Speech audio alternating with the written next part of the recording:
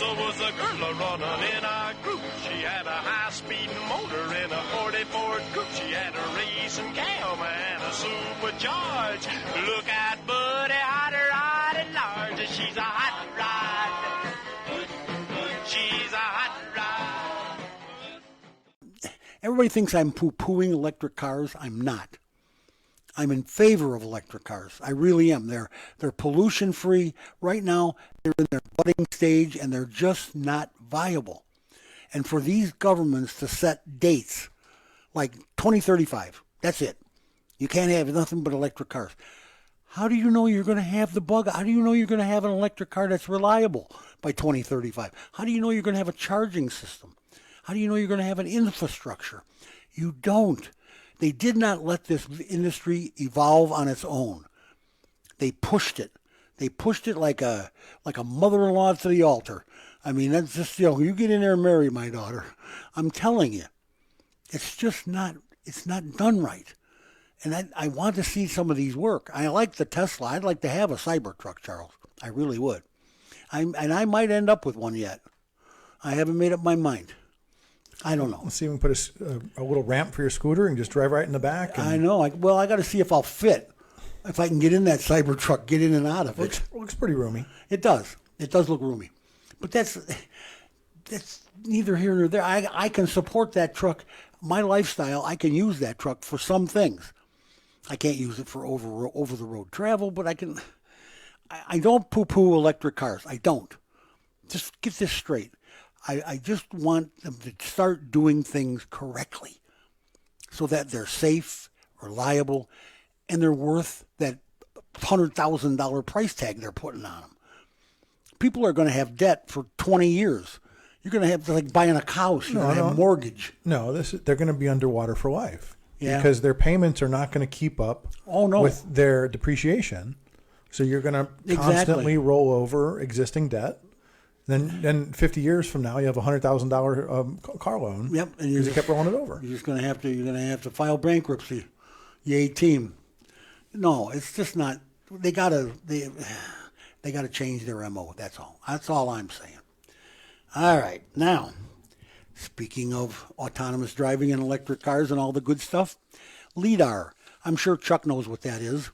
LIDAR, L-I-D-A-R. They're sensors. And they put in the autonomous cars. They put them in all the cars now. I have LIDAR sensors in my car, and it's not autonomous. I mean, I have to drive it. But they have a high frequency laser pulse, and the researchers have created a perception of a dead zone. They have a problem. These sensors are getting hacked. And they're very, very expensive. They're one of the reasons that these electric cars cost so much. These sensors, there's probably 15 of them on the car, and they're $2,000 a piece. So it's not like a little camera. This is a pretty sophisticated. Plus, guess what? They're the reason that your front end alignment or any kind of body work you have done on your car is going to cost thousands of dollars more. Well, same with the windshield. I mean, everybody gets chips in their windshield. They have to get their windshields replaced. Our boss Rick goes through 2 a year.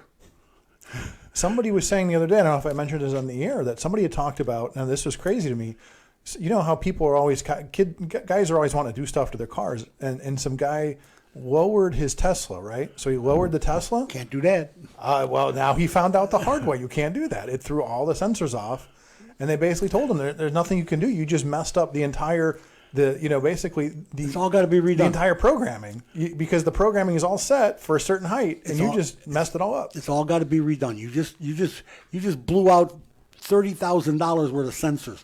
You think your battery's expensive on your electric car? Your sensors are going to be more expensive. A front end alignment can cost as much as $800 when you have to recalibrate or replace any of these sensors. I mean, it's crazy. It's just unreal. The research revolves around spoofing attacks on LIDAR sensors, which help automated driving systems perceive the surroundings and detect obstacles. Bad actors can trick the sensors into seeing things that are not present and prevent them from seeing real objects. So bad actors, what do you call that? The hackers. Let's call them hackers. That's what they are. Using high-frequency laser pulses, the researchers created a 10 square meter dead zone that rendered some LIDAR sensors unable to recognize 5 cars in that place. In 10 square meters, there's 5 cars. You got sensors on the side of the car, the back of the car, the front of the car, the top of the car, the bottom of the car. They got sensors everywhere. This was an effective attack, said Alfred Chin, one of the study's authors and a assistant professor of computer science at UC Irvine, University of California, Irvine. I've been there. That's a nice place. It worked even on a newer generation of LIDARs, he said.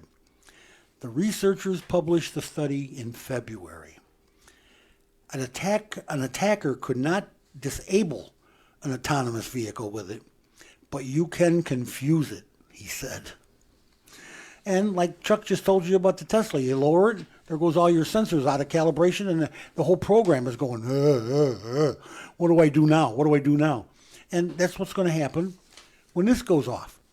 It's going to throw everybody into chaos. Chuck, I guess it's time, and I don't have a dirty bone in my body, but I got to tell you, China. I'm pretty tired of hearing about the scare of China on one hand. Now, this is that exercise in diversity that I'm telling you about, and they don't match. They don't come together, but we'll talk. Marco Rubio, he's a Republican from Florida, on Tuesday proposed sharply boosting tariffs on Chinese vehicle imports by $20,000 a car to stop the country from flooding U.S. auto markets. Washington's latest effort to protect American automakers and auto workers. Well, I'm for that. Rubio, the top Republican on the Senate Intelligence Committee, there's an oxymoron, Senate Intelligence Committee, said he is also proposing legislation to extend tariffs to vehicles produced by Chinese automakers in other countries like Mexico and limit subsidies for electric vehicles to those that meet the stringent North American free trade rules. This is what they're doing. Rubio said the first tariff would address the disproportionate advantage of lower-end Chinese autos and close loopholes that reduce the amount paid and safeguard American automakers and workers against the influx of artificially cheap vehicles from China. So let's get into this a little bit. So we talked about this a little bit last week. Is BYD had I think it was a $10,000 car, $8,000 car, something like that. I was just looking it up here. BYD now has 5 vehicles total. So basically their entire fleet, they're flashing prices. They're all in the range of like $10,000 and $20,000. I know. And if you put them all in a row, it would total about 20 feet. That's how small they are. So the whole point, this is what China does, whether you're talking about steel or cars or whatever. What do? They artificially lower the price and they dump them into the market. Oh, they're taking advantage of their ability or their abundance of people. They have the government subsidizes them. They get people to work for $2 an hour. Well, but here's the thing, though, and this is what we couldn't figure out when we talked about this last week. When you just talked about LiDAR, I mean, all the pieces that go into a car. How in the world do I get all of the pieces of a car together, including the electric battery, including the LiDAR, and all the pieces I need to build a car, and still make money when they're $8,000? You can't. I don't know how you can do it. Right. And so is that how you say that? LiDAR's not LIDAR? What's LiDAR? Okay, LiDAR. You're close enough. That's close enough. That's right. But the point is that you literally, if I put all the pieces in a bucket, it's still, they're selling them less than just the parts. Selling them less than they're worth. Right. Because the government subsidizes them and the people work for nothing. And so the question becomes, because they got all these people. So Marco Rubio is essentially proposing, like a 300% tariff on these cars. Absolutely. That $10,000 car now becomes 30. No, it becomes 40. Well, yeah, then it's competitive. Right. So now it's right. So now you're competitive with American cars. Well, but I guess the other question is, do we know, have these cars passed any sort of American inspections? Well, no, that's the other thing. What about safety? Are any of them okay for safety here? Well, but then the other question goes back to what's going on in the world right now with TikTok, if you haven't heard about it, that basically we want to ban TikTok because of the data collection. And so that becomes the same idea as imagine a fleet of Chinese cars on American roads that have all sorts of sensors. Recording everything. That can, and we know like Google, for instance, when Google does the road mapping, they actually were listening to people's, can sniff Wi-Fi's. And that would be better than flying a balloon overhead like they're doing. And so that becomes the big question is what's in it for them to sell us $10,000 cars? Oh, absolutely. And they're trying to do this just to get into our system. America's existing tariffs, while once effective, are now insufficient to counter Chinese newest strategies, Rubio said, calling for a multi-pronged effort to prevent Chinese Communist Party from entering the American auto market before it's too late. The issue has received new interest after news reports that China's BID plans to set up an EV factory in Mexico. BID, known for its cheaper models, like Charles says, and more varied lineup, recently overtook its biggest rival, Tesla, to become the world's top electric vehicle maker. So remember, now here's a problem, because thanks to NAFTA, if you're assembling a car in Mexico, the tariff is nothing. So there you go. Again, and it's that we go back to this sort of the idea of government being reactive and not proactive, and now you've got them saying, well, these cheap cars, okay, well, they're going to build in Mexico. Now what? You passed NAFTA how many years? 30 years ago. Now what? Yeah, and it's, it is what it is. It's a law of the land. It's there. But Rubio wants to change all that. And now the reason I call this this is frustrating. That is one of the reasons that they're trying to keep the Chinese Communist Party out of our automotive world. Now, Jingjin Electric North America, LLC, is planning to expand its Southeast Michigan base with a new 40,000 square foot plant to manufacture electric vehicle components. The company, a subsidiary of a Beijing-based automotive supplier, will invest $16.5 million in the project and create 100 jobs, according to the Friday news release from Michigan Development Corp. The additional capacity will help the company fulfill a new contract with a multinational automotive manufacturer, come on, whose name was not released, probably Ford. Jingjin is a Tier 1 supplier of electric drivetrains, power electronics, and software for both passenger and commercial vehicles. Here's the kicker. The project is being supported by a $1 million performance-based grant. Well, and I was going to say, before you even finish that, I said, well, here's the other problem, George. Yeah. The state of Michigan is probably going to give them millions of dollars in incentives. They got a million to start with. Yeah. Which is needed to lure the country from competing sites in Alabama, Indiana, and South Carolina. This according to MEDC, whatever that is. About $7.5 million of Jingjin's investment will be for the new construction, and $9 million will be for machinery and equipment. On the opposite side of the state, Chinese supplier Goshen Inc. began cutting down trees this week for a $2.4 billion electric vehicle battery parts factory planned near Big Rapids, Michigan, marking the first physical progress on a project that was fraught with controversy for its ties to the Far East. So, Charles, I got to tell you, this is wrong. Well, let me point this out. Let me make this really easy. One hand of government is saying we have to stop the Chinese from coming into this country, and then the other hand is writing them a check. Here's some dough. Make a plant.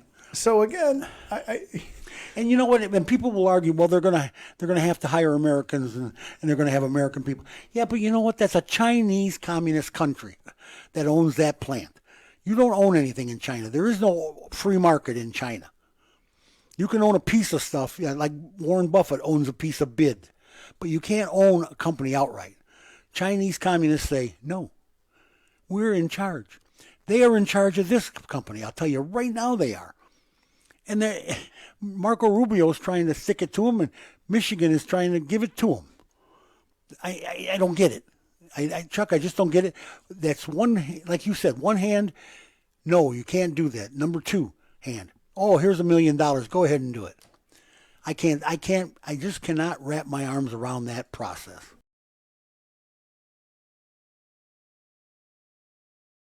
The Chevy Blazer is coming back now. The electric Chevy Blazer.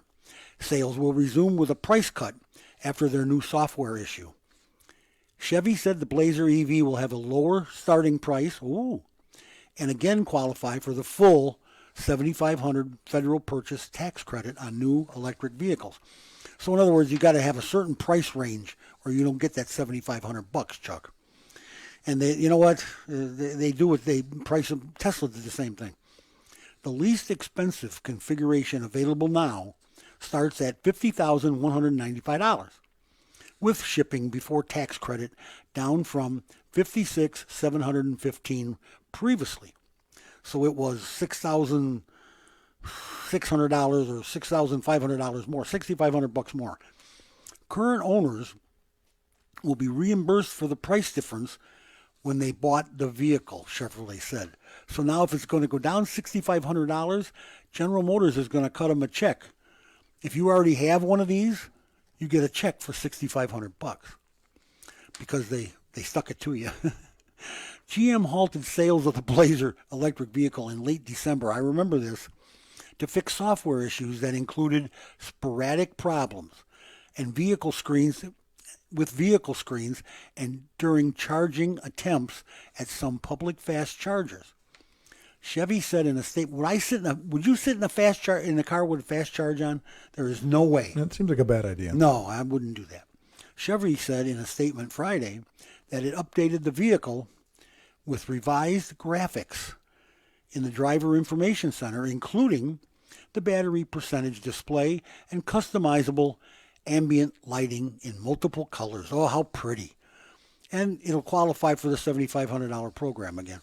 Mary Barra took over, before back in the bankruptcy, 08, 09 or whatever, when GM was in the toilet. And they stuck this poor gal with it, and she brought him along. She's done good. She's been there a long time. She's been there 10, 12 years. She's been there 15 years. And she's doing a good job. I'm not having a problem with that. Chevy lowered the Blazer price by 9%. So 11% for the cheaper ones, or the more expensive ones, with all-wheel drive. But, before it was $50,000, and it's got to be under $50,000 to qualify for the $7,500 federal tax credit. So that's why they did that. And, that was, oh, I tell you what, it's just wonderful. What a tangled web we weave.